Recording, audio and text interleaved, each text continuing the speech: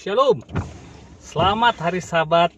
Kembali saya ucapkan kepada saudara-saudari yang kekasih dalam Yesus Kristus. Saya Pastor Francis Morrison Balo akan menyampaikan firman Tuhan, melengkapi sukacita saya dan saudara di hari Sabat ini. Baik, firman Tuhan pada Sabat ini berjudul hidup dalam kekudusan. Ya. Mari kita berdoa. Bapa, saat ini hamba-Mu akan menyampaikan firman-Mu. Biarlah firman ini dapat menjadi terang, dapat menjadi berkat bagi saudara-saudari, Bapak Ibu dimanapun mereka berada mendengarkan khotbah hamba-Mu ini. Dan nama Tuhan pun ditinggikan. Di dalam nama Yesus, Juru Selamat kami. Amin. Baik, mari kita buka ayat inti kita terdapat dalam 1 Petrus 1 ayat 15 sampai 16. Oke, sudah dapat semuanya? 1 Petrus 1 ayat 15 sampai 16. Baik, saya baca. Tetapi hendaklah kamu menjadi kudus di dalam seluruh hidupmu, sama seperti Dia yang kudus, yang telah memanggil kamu, sebab ada tertulis, kuduslah kamu, sebab aku kudus. Yes, haleluya. Baik, kalau ayat yang baru saja saya bacakan ya, kita terjemahkan secara bahasa harafiah dari bahasa Yunani.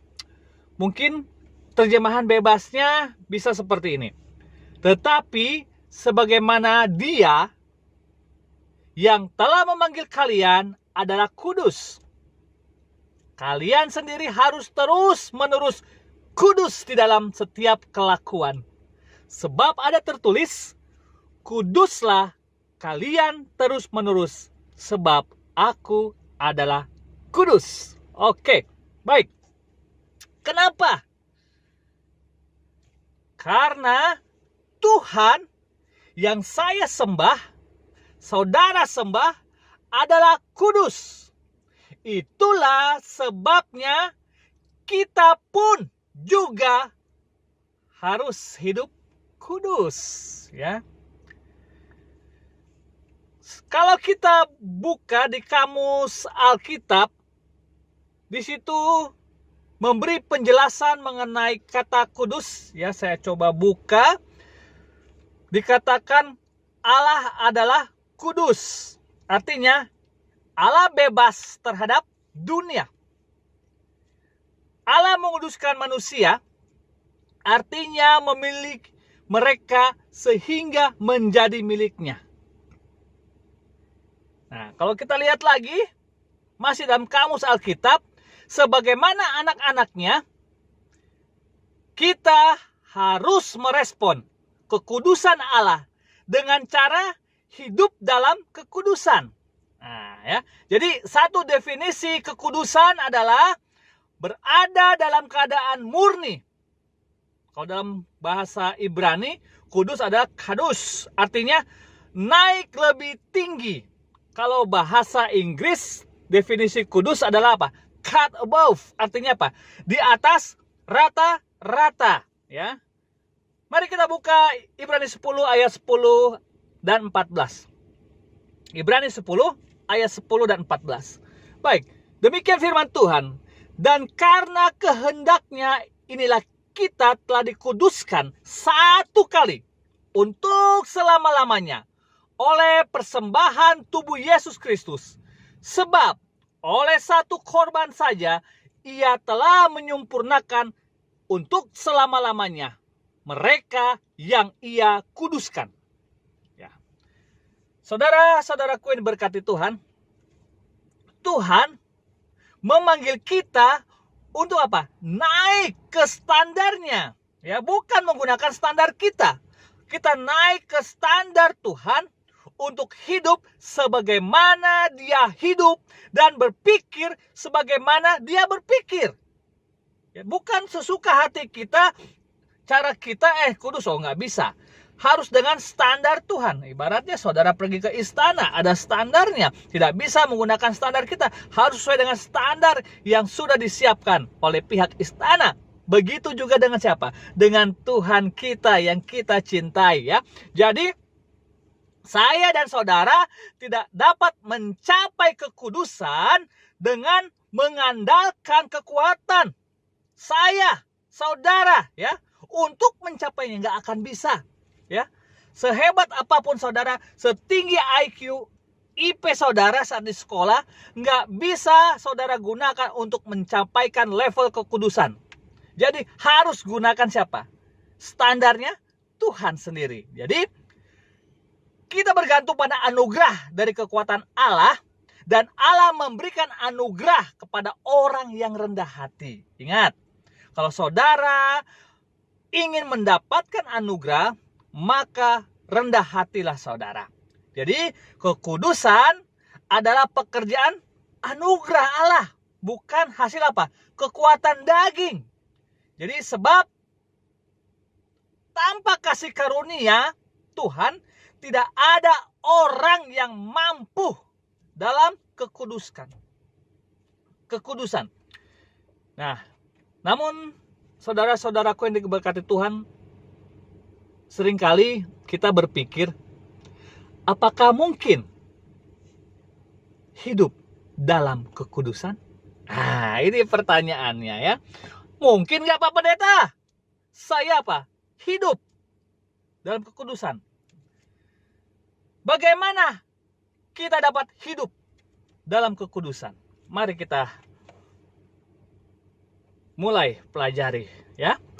Yang pertama, memelihara hubungan yang intim dengan Tuhan dalam takut dan hormat padanya. Ibrani 12 ayat 28 berkata, jadi karena kita menerima kerajaan yang tidak tergoncangkan, marilah kita mengucap syukur dan berdoa kepada Allah menurut cara yang berkenan kepadanya, dengan hormat dan takut. Yang kedua, bagaimana kita dapat hidup dalam kekudusan? Tadi hubungan intim dengan Tuhan. Yang kedua, mempunyai persekutuan komunitas dengan orang percaya, ya.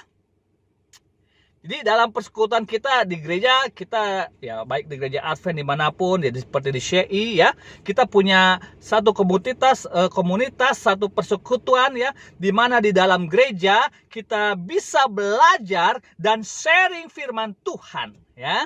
Jadi jangan pernah kita menjauh dari komunitas persekutuan doa kita, ya. Kalau di gereja saya di CI, bersahabat ada dari setengah 10 sampai jam 12. Lanjut kita potluck, lanjut ada kegiatan, ya, di gereja. Bahkan minggu kedua dan keempat, sabat kedua dan keempat itu ada program sehatku, ya. Bukan itu saja, kita juga bisa datang di Bible study sebelum ibadah Rabu malam dimulai, ya, dipimpin oleh Bapak Ipon. Dan hari Rabunya kita juga ada persekutuan doa, ya, setengah 8 sampai setengah 9, 1 jam saja. Mari kita merapatkan dengan orang-orang percaya. Yang ketiga, firmannya, ya, 2 Timotius 3 ayat 16.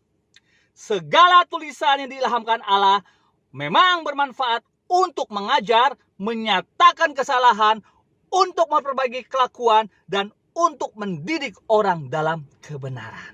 Oke. Bagaimana kita dapat hidup dalam kekudusan? Yang ketiga, memperbaharui pemikiran dengan firman, ya. Memperbaharui pikiran dengan firman. Kita buka Roma 12 ayat 2.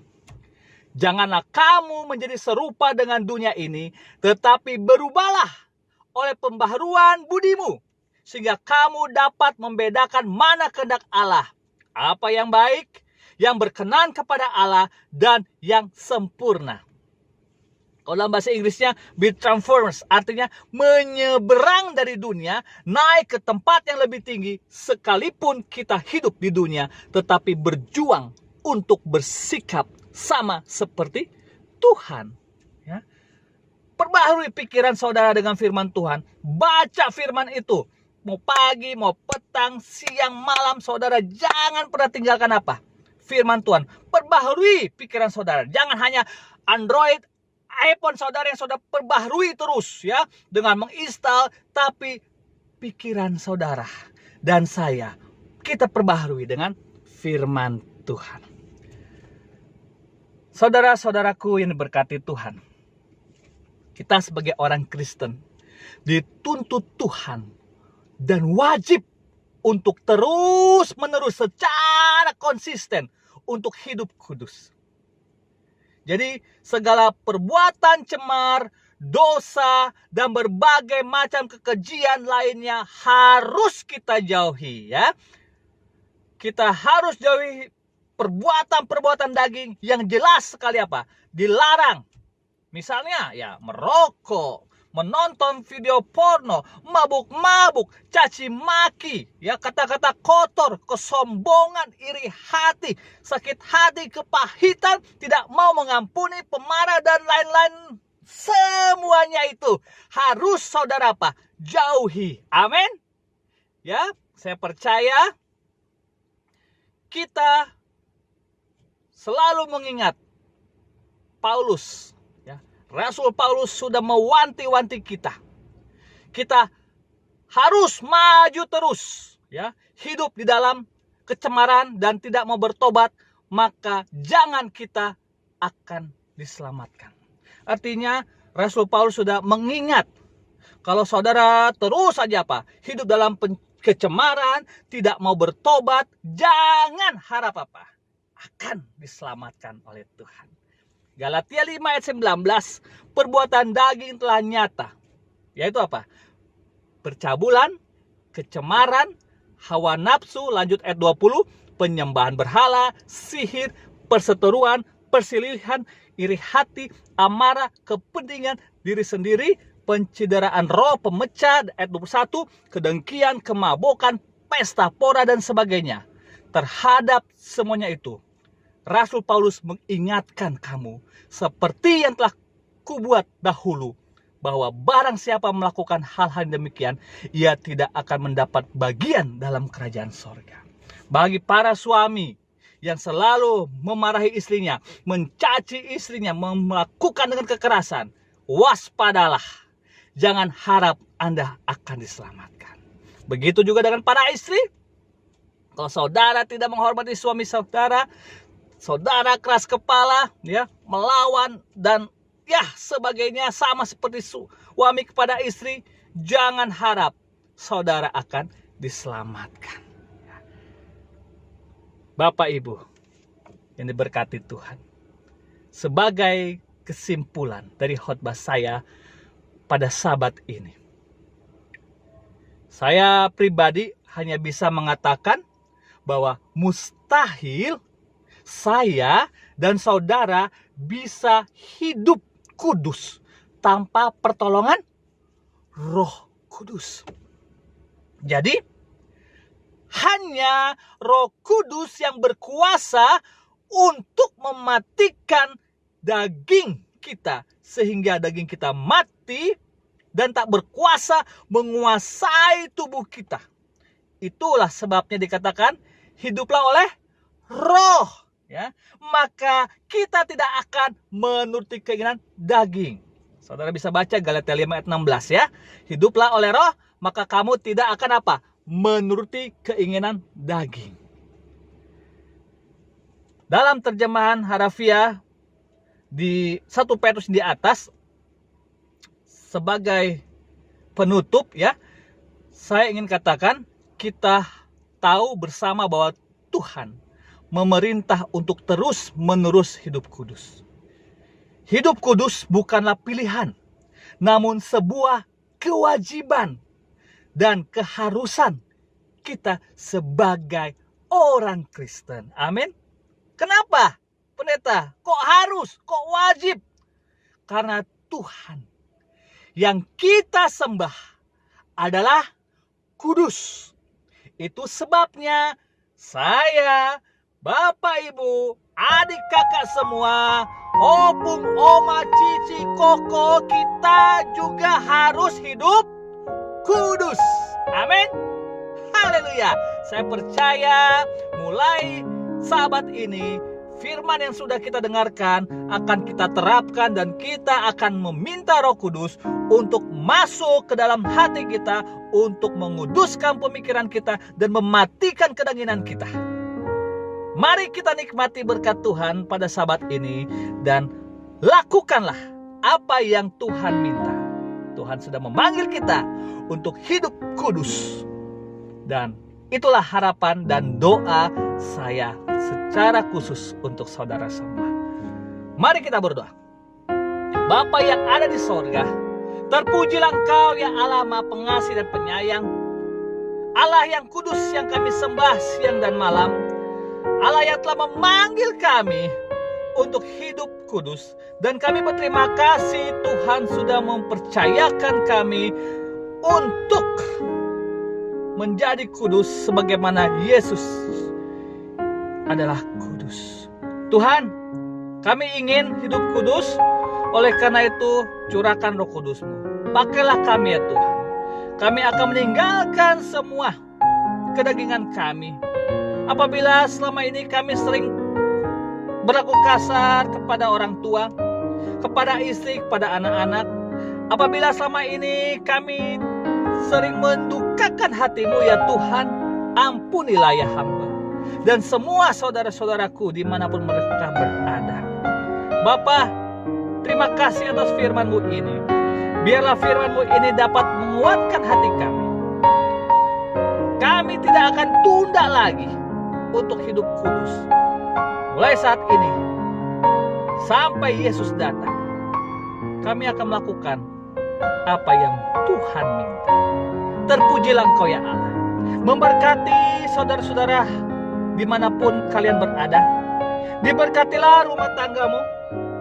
Diberkatilah pekerjaanmu. Diberkatilah anak-anakmu. Biarlah anak-anakmu menjadi sukacita, menjadikan kebahagiaan di saat berkumpul bersama keluarga. Bagi orang-orang muda dimanapun Anda berada, Tuhan juga memberkati kalian di dalam pekerjaan. Dijauhkan kalian dari mara bahaya. Diberikan kekuatan dalam menghadapi situasi sulit seperti ini. Kiranya damai sejahtera, kasih Tuhan, persekutuan Roh Kudus menyertai kita semua dari sekarang sampai Maranatha. Di dalam nama Yesus, Juru Selamat Penebus kami. Yang percaya katakan, amin. Haleluya. Tuhan memberkati kita semua.